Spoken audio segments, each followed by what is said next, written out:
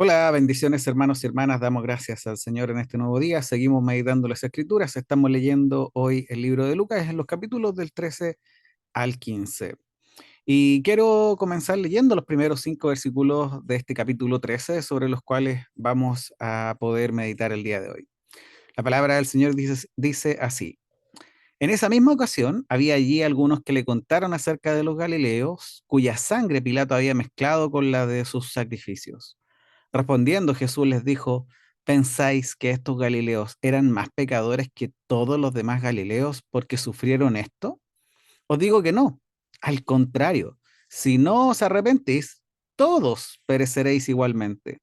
¿O pensáis que aquellos 18 sobre los que cayó la torre en Siloé y los mató eran más deudores que todos los hombres que habitan en Jerusalén? Os digo que no. Al contrario, si no os arrepentís, todos pereceréis igualmente. El asesinato de los Galileos que mencionan estos versículos es un suceso del cual no tenemos mayores detalles. Las motivaciones de los que le contaron a nuestro Señor este suceso tampoco. Sin embargo, estos le dieron la oportunidad de hablarles acerca de sus propias almas, que Él obviamente no dejó pasar y en mucho amor les dio una nueva enseñanza. Nuestro Señor Jesucristo aprovechó el suceso como Él lo solía hacer y lo utilizó de una forma muy práctica. Ordenó a sus informantes que miraran estos en su interior y pensaran en su propia situación delante de Dios. Pareciera que nuestro Señor les dice: ¿y qué si estos Galileos tuvieron una muerte repentina o cruel? ¿Qué tiene que ver con ustedes? Mejor primero revísate a ti mismo, considera tu propio camino. Si no te arrepientes, todos van a perecer igualmente. Observemos por un lado en estos versículos cuánto más dispuesta está la gente a hablar siempre de la muerte de los demás, del dolor de los demás, del sufrimiento de los demás, que de la vida propia. La muerte de los Galileos mencionada aquí era probablemente un asunto general que se estaba conversando en Jerusalén y en toda Judea. Bien podemos creer que todas las circunstancias y asuntos referentes a la misma eran discutidos por miles que nunca pensaban en el fin de su propia vida. Es exactamente lo mismo en nuestros días. Un asesinato, una muerte repentina, un naufragio, un accidente en tren, un accidente vehicular, siempre pueden ocupar la mente de un vecindario, de una familia y estar en boca de todo, y en eso ayudan quizás lo que llamamos nosotros las noticias. Pero no obstante, a esas mismas personas les desagrada hablar de sus propias muertes y obviamente de sus propias expectativas del mundo una vez que éste fallezca. Así es la naturaleza humana en todas las épocas. En cuestiones religiosas los hombres tienen gran tendencia a hablar de los asuntos de otros, pero nunca de sus propios asuntos. La situación personal de nuestras almas siempre debería ser nuestra primera preocupación. Es eminentemente cierto que el verdadero cristianismo siempre comenzará autoexaminándose. El converso siempre pensará primero en su propio corazón, en su propia vida, en sus propios desiertos y sobre todo en sus propios pecados. ¿Quién oye hablar de una muerte repentina se dirá a sí mismo: ¿habría estado preparado si ese hubiera sido yo? ¿Quién oye hablar de un terrible crimen o de un acto malvado se dirá a sí mismo: ¿han sido perdonados mis pecados? ¿Me he arrepentido de todo corazón sobre mis transgresiones frente al Señor? Cuando se oye hablar de hombres mundanos que se precipitan a toda clase de excesos, se dirá a sí mismo: ¿quién me ha hecho diferente? ¿Quién me ha librado de ese camino sino la gracia gratuita de Dios? Hermano y hermana, debemos buscar siempre ser personas con esa mentalidad. Interesémonos profundamente por todo lo que nos rodea. Sintamos ternura y compasión de todo el que sufre violencia y es llevado para una muerte repentina y sobre todo si no tiene a Cristo en su corazón.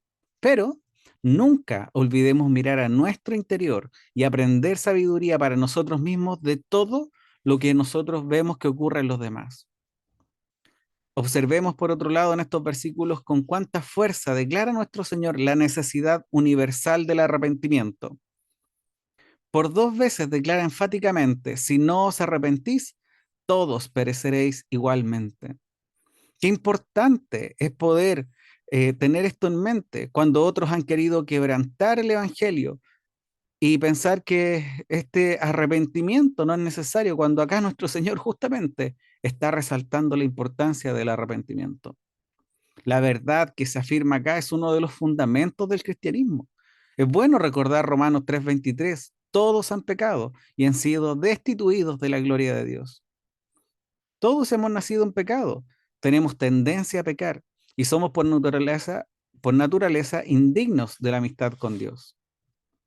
Hay dos cosas absolutamente necesarias para la salvación de cada uno de nosotros. Debemos arrepentirnos y debemos creer el Evangelio. Sin arrepentimiento hacia Dios y fe hacia nuestro Señor Jesucristo, nadie puede ser salvo. La naturaleza del verdadero arrepentimiento está clara e inequívocamente establecida en la Santa Escritura. Respecto al arrepentimiento del hombre, se puede decir que tiene a Cristo si considera tres elementos. El primero es intelectual. Por medio de este, cuando hablamos del arrepentimiento, el pecador llega al conocimiento del pecado y de sus consecuencias. Entonces, tenemos que pensar en el verdadero arrepentimiento con tres elementos. El primero de ellos, intelectual. Por medio de este, el pecador llega al conocimiento del pecado y de sus consecuencias. El segundo elemento es emocional. Es un pesar genuino por el pecado. Debe ser más profundo eh, que el pesar por haber sido atrapado como una tristeza del mundo. Debe ser una tristeza que es conforme a la voluntad de Dios porque uno sabe que ha pecado contra Él. Y el tercer elemento que tiene el arrepentimiento es volicional, es decir, un cambio de voluntad y propósito. Es dar un giro del pecado a volverse a Dios.